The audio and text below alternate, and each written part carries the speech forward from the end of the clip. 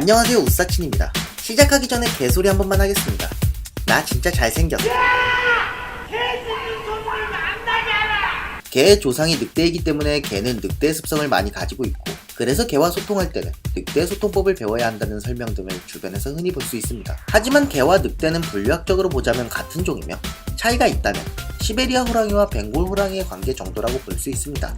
같은 종인지 아닌지는 둘 사이에서 태어난 이새가 다시 번식을 할 수 있냐는 건데, 늑대와 개 사이에서 태어난 늑대개는 그것이 가능합니다. 사실 개는 사람에게 가장 친숙한 동물이기에 여러 문화권에서 개와 관련된 이야기들이 많이 있습니다. 대략 4만 년 전에 가축화됐다고 추정하고 있지만, 사실 그때는 문자고 뭐고 없던 석기시대라 정확히 언제 어디서 어떻게 가축이 됐는지는 아무도 모르죠. 아무튼 개는 야생의 무리에서 떨어져 나온 늑대들이 인간과 어울려 변화하였거나 자체적으로 들개로 분화되어 인간의 마을 주위를 배회하다가 가축화되었으리라 추측되고 있고요. 비록 개와 늑대가 아종이긴 하지만 차이점이 없는 것은 아닙니다.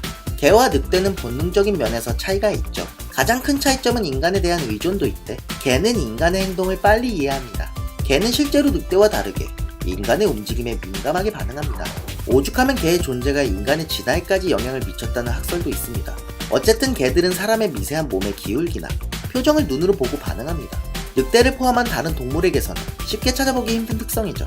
개의 특징 중 모두들 잘못 알고 있는 게 한 가지가 있는데, 개는 생명이다 라는 것입니다. 세상이 흑백TV처럼 보인다 라고 일반적으로 알려져 있지만, 개들도 색은 구분합니다. 다만 인간 기준으로 생명인 것이지요. 이렇게 보인답니다.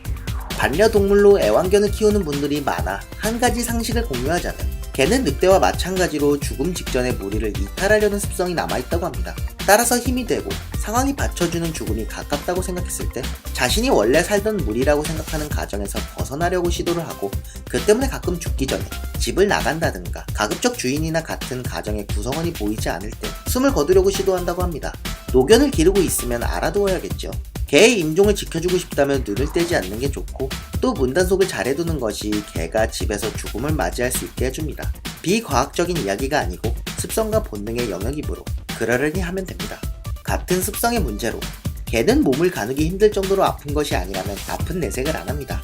이 또한 인간 중심으로 해석해서는 안 되는 부분인데, 이렇게까지 하는 이유는 자신의 무리에서 도태되면 죽는다라는 것을 본능적으로 인식하고 있기 때문이라고 합니다.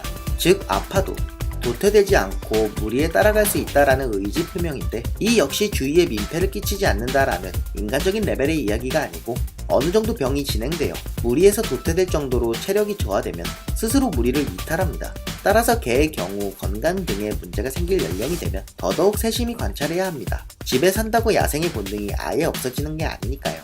요즘 EBS 세상에 나쁜 개는 없다 라는 프로를 너무 재밌게 보고 있어서요, 개에 대한 내용을 한번 만들어봤습니다. 새나개 짱! 우사친이었습니다.